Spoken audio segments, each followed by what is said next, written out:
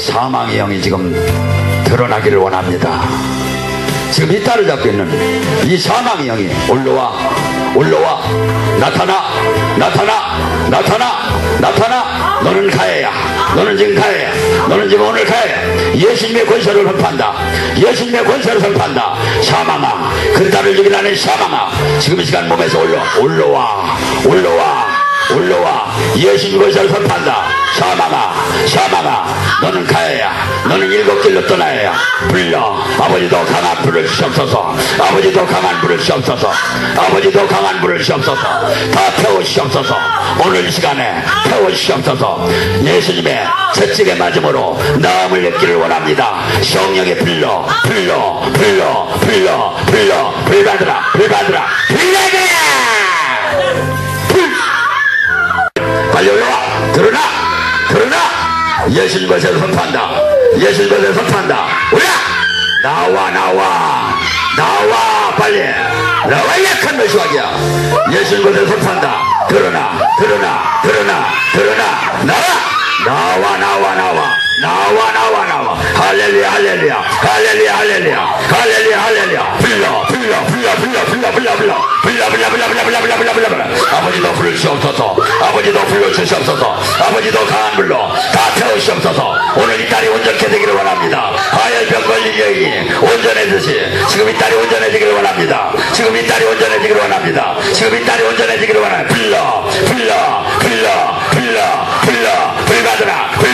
불 받으라. 나와. 이 약한 로시막이야. 예수님 것을 선포한다. 완전히 나와. 이제 다 나와. 머리가 9개짜리. 빨리 나와. 불 받으라. 빨라. 아버지 더 강하게 주시옵소서. 더 강하게. 불러.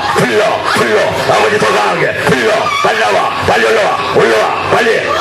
예수님 것을 선포한다. 완전히 올라와. 불러. 이 약한 로시막이가 9가지. 다 나와. 지금 나와. 지금 완전히 다 나와. 약한 런스마이가 무너졌다. 견고한신이 무너졌다. 할렐루야. 빨리 나와. 할렐루야. 영광. 주님의 영광. 다 나가. 너는 오늘 가야. 일곱 개를 나타나. 약한 런스마이야. 할렐루야. 불 받으라. 아버지 더 강하게.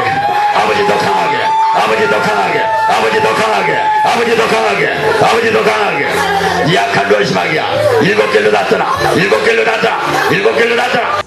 성경 말씀은 요한복음 16장 12절에서 15절입니다. 내가 아직도 너희에게 이를 것이 많으나 지금은 너희가 감당하지 못하리라. 그러나 진리의 성령이 오시면 그가 너희를 모든 진리 가운데로 인도하시리니 그가 스스로 말하지 않고 오직 들은 것을 말하며 장래의 일을 너희에게 알리시리라. 그가 내 영광을 나타내리니 내 것을 가지고 너희에게 알리시겠습니다. 무릇 아버지께 있는 것은 다 내 것이라.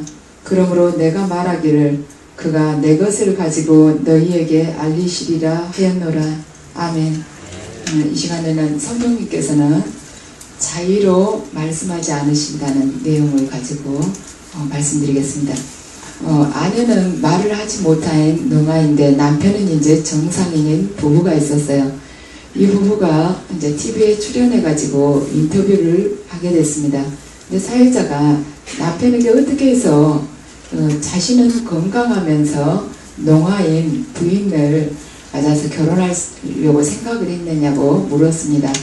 그러니까 남편이 그 부인 있는 고아원에 보험사로 갔다가 그 이제 아내를 만나게 됐어요. 그래가지고 정상인인 이 남편이 프로포즈를 했습니다.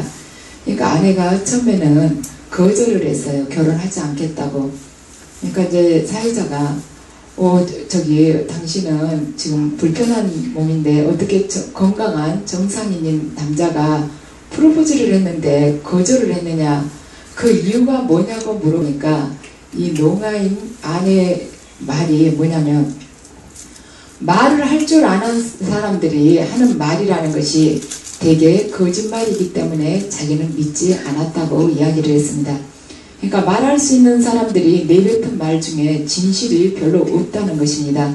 그래서 우리가 내뱉은 그 숱한 말 중에서 얼마나 진실과 거리가 떨어진 말들이 많은가, 그 아무 의미도 없는 말들, 또 진실과는 거리가 먼 말들, 또한 입에 담아서는 안 될 해로운 말들을 우리가 아마 많이 하고 살아왔을 것입니다. 그래서 사람들이 마음속에서 있었던 것은 입으로 나오게 마련이고, 이 입으로 발설한 이 말들은 상대방의 마음에 새겨져 남게 됩니다. 그래서 바르지 못한 말이 큰 죄가 되는 까닭이 여기에 있습니다. 왜냐하면 누군가가 집에 도둑이 들었어요. 그런데 이제 도둑이 와서 물건을 훔쳐갔습니다.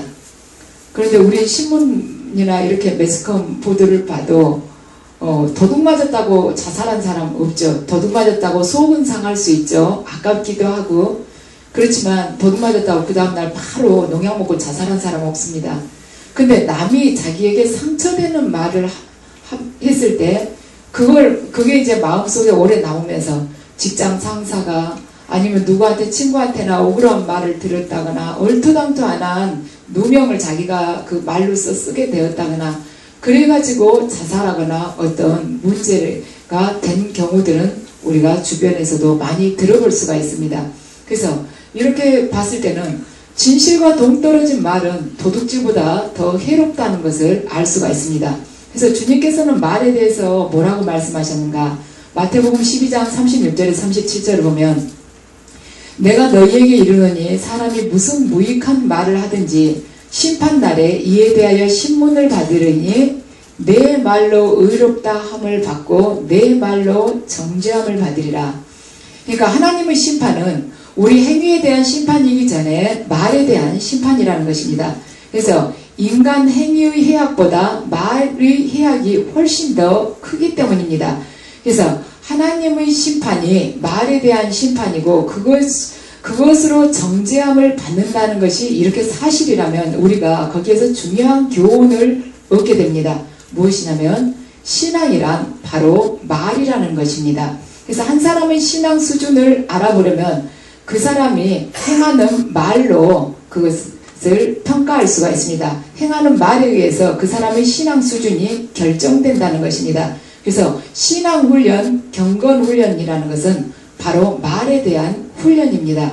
그래서 자 오늘 13절을 보면 그러나 진리 성령이 오시면 그가 너희를 모든 진리 가운데로 인도하시리니 자의로 말하지 않고, 자 육신을 가지고 이 땅에 오신 예수님께서 승천하셨습니다.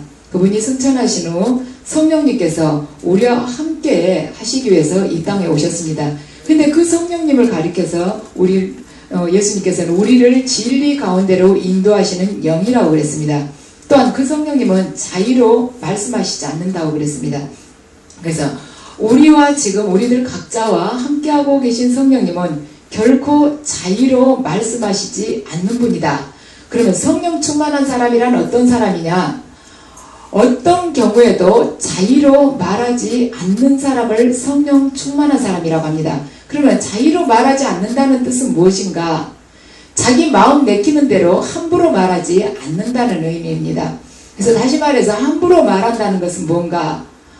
아무 때나 분노의 말을 터뜨리는 것, 어디서나 자기 감정에 그 사로잡힌 말을 내뱉는다는 것, 또 어떤 의도에서건 남을 왜곡하여서 말을 전하는 것, 또한 남을 모함하거나 험담하는 것을 일삼는 것, 또 없는 말을 지어내고 거짓말하는 것이 자기 마음 내키는 대로 말하는 것입니다.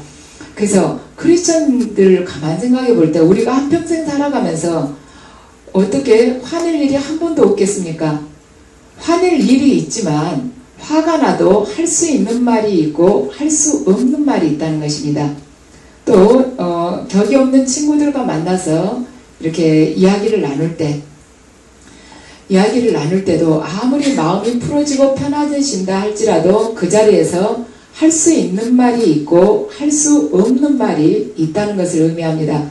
예수님께서도 또한 화내실 때가 있었습니다. 그 예루살렘 성전이 장사꾼들로 인해서 더럽혀졌을 때 그 좌판을 뒤집어 엎으면서 예수님께서 그들에게 막 분노하셨죠. 그렇지만 그 절정의 순간에도 예수님께서는 절대로 함부로 말씀하시지 않았습니다. 그리고 창기와 세리들과 어울려서 포도주를 마시면서 즐거운 시간을 가지실 때도 그 아무리 즐거웠지만 절대로 도에 넘치는 이야기를 하지 않으셨습니다. 그런데 그렇다면 어떻게 해서 그렇게 가장 기준을 지킬 수가 있는가?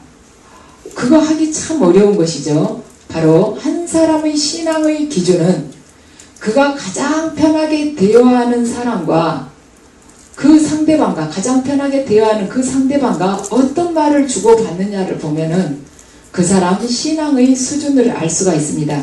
그래서 참된 신앙이라는 것은 무엇인가? 함부로 말하지 않는 것으로부터 시작됩니다. 신앙의 성숙은 할 말과 하지 않아야 될 말을 구별하는 것으로부터 시작됩니다. 그래서 그렇다면 참된 그리스도인이 되기 위해서 우리가 마음 내키는 대로 함부로 말하지 않는 자가 되려면 어떻게 해야 되는가? 자, 13절에 나와 있죠.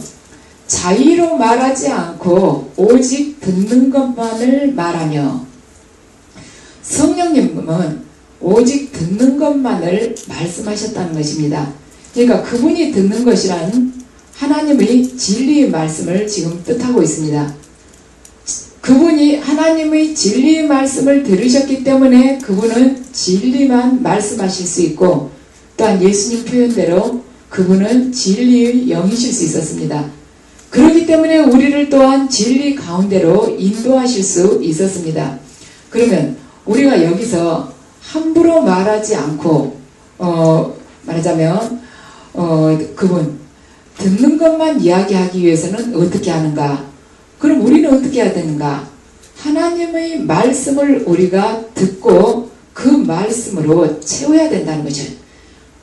말씀을 듣고 하나님의 말씀으로 나를 완전히 채워야만이 이게 다른 사람에게도 나간다는 것입니다. 그래서 사람의 말이라는 것은 결국은 뭐냐면 그 마음속에 있는 것이 흘러나오게 되어 있습니다. 탈무드에 나온 이야기인데 어느 아버지에게 굉장히 예쁜 딸이 있었어요. 근데 이 딸은 예쁘다고 그 다른 동네까지, 주변 동네까지 소문이 자자하게 났습니다. 그러니까 저 건너편 동네에 사는 아주 부잣집, 말하면 아들을 둔 아버지가 이 딸의 아버지를 만나서 당신 딸을 좀 우리 집에 보내달라고 서로 말하자면 사돈을 맺자고 이야기를 한 것입니다. 그러니까 이 아버지가 이야기를 했어요. 내가 우리 딸이 예쁘고 그런지는 다 알지만 정말 고치기 어려운 단점이 있다고 이야기를 했습니다. 그게 뭐냐고 그러니까 우리 딸은 입만 열면 남의 험담을 한다. 남의 말을 그렇게 많이 하고 흉을 본다고 그랬습니다. 그러니까 아들을 둔 아버지가 그 정도면 괜찮다고 결혼하게 해달라고 내가 그걸 들어주면 된다고 했습니다. 그래갖고 결혼을 시켰어요. 그래가지고 이 며느리가 습관이 그런 줄 아니까 시아버지가 아침이 되면은 일찍 그 며느리를 시아버지 방으로 들어오라 그랬습니다. 그래갖고 너가 오늘 하고 싶은 헝담이고 악담이고 나한테 다 해라. 나가서는 하지 마라. 그러니까 이 며느리가 다 한 거예요. 그러고 나서 이제 다 쏟았다 싶으면은 시아버지가 나가라 했습니다. 이제 나가서 너 볼일 봐라. 문 닫고 나가면서 막 더 하는 거예요. 그러니까 하면서 이 악한 영들이 그만큼 세력이 커져버린 것이죠. 영의 세계로 보자면. 그러니까 악담을 하고 흉을 보고 막 화를 내고 이럴 때 악의 세력들은 힘을 받아서 점점점 커지는데 시아버지는 그걸 모르는 것입니다. 그래서 이것은 이 탈무드에 나오는 이 이야기는 어떤 교훈을 우리에게 주는가? 험담이나 악담이나 모함은 쏟아내면 낼수록 소멸되는 것이 아니라 오히려 더 증가된다는 것입니다. 그것을 불러일으키는 악한 영들이 계속해서 세력을 뻗어나가기 때문에 그 마음속에 훨씬 더 무섭게 증식되고 있다는 것이죠. 그래서 실제로 입만 열면 헐뜯는 사람들이 날이 갈수록 그 도가 지나친 것은 이 악한 영들이 그 사람 안에서 이제 더 둥지를 트는 것이죠. 그래가지고는 이제 내뱉으면은 남 흉만 보는 거예요. 그래서 상대방은 또 그걸 듣고 이렇게 좌절이 되거나 아니면은 분노를 하게 된다거나 그렇게 영적 공격을 받게 되는 것이죠. 스페인 속담에 타인이 말하는 진실에 귀를 기울이지 않는 사람은 결코 진실을 말할 수 없다는 말이 있습니다. 다른 사람이, 타인이 어떤 한 개인에게 진실을 그렇게 말을 해줘요. 누누이. 그래도 절대로 듣지 않는 경우에 그 사람은 절대로 진실을 말할 수 없다는 것이죠. 왜냐하면 왜 진실을 말을 해줘도 이 사람이 듣지 않는가? 이 사람 안에 추하고 악한 것이 가득하기 때문에 그 진실을 받아들이지 못하는 것입니다. 그래서 남의 말에 귀를 기울이지 않는 자의 마음속에는 이미 진실과는 전혀 무관한 말하자면 악한 것들이 넘쳐나기 때문이죠. 그래서 그 속에 추하고 악한 것이 가득 차 있는데 어떻게 그가 진실된 말을 할 수가 있겠습니까? 안에 가득 차 있는 것이 밖으로 나오게 마련이라고 하지 않았습니까? 자, 마태복음 12장 34절에서 35절을 보면 독사의 자식들아 너희는 악하니 어찌 선한 말을 할 수 있느냐? 이는 마음에 가득한 것을 입으로 말함이라. 선한 사람은 그 마음에 쌓은 것에서 선한 것을 내고 악한 사람은 그 쌓은 것에서 악한 것을 내느니라. 우리 그거 보이죠? 아무리 본인이 막 선하다고 본인을 위장해서 포장을 해도 그 사람이 이렇게 행실을 쭉 지속적으로 보면 그냥 알 수 있게 됩니다.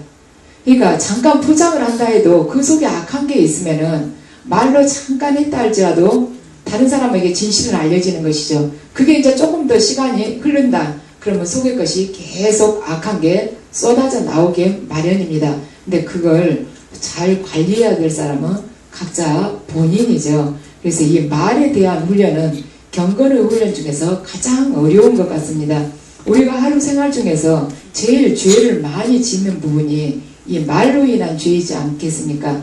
우리가 남의 것을 쉽게 훔치기를 하겠습니까? 남을 때리기를 하겠습니까? 말로 상처 주는 경우가 가장 많지 않습니까? 특히나 가까운 가족으로부터 제일 말로 많이 상처를 받게 됩니다.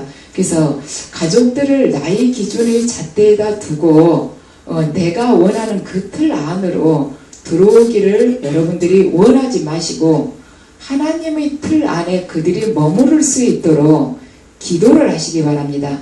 그리고 하나님의 틀 안에서 내 자신이 벗어나지 않고 살 수 있도록 항상 내 자신을 부단하게 경건훈련을 하면서 내 스스로를 채찍을 가하면서 하나님의 그 말씀 안에서 완전히 죽는 자, 그러니까 하나님의 말씀 앞에서 죽는 자라는 것은 하나님의 말씀 앞에서 완전히 내려놓고 그분 말씀대로 내 감정은 따르고 싶지 않다 할지라도 내 의지가 그분 말씀 앞에서 복종하고 순종하는 자가 되라는 것이죠.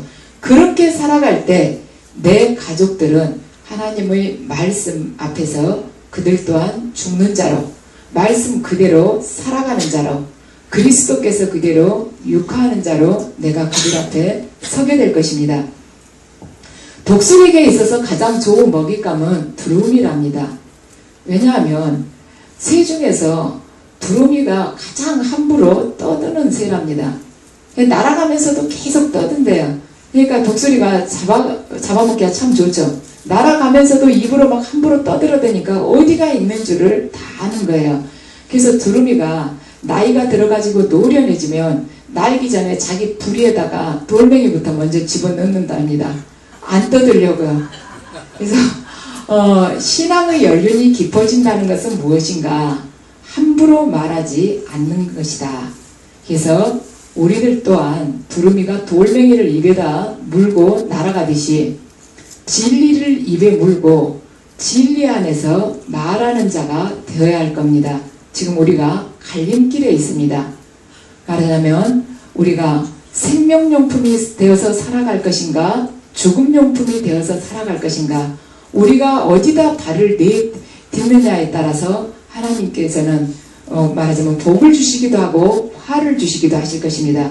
그래서 이 선택은 어떤 사람만이 할 수가 있는가? 성령 충만한 사람만이 바른 선택을 할 수가 있습니다.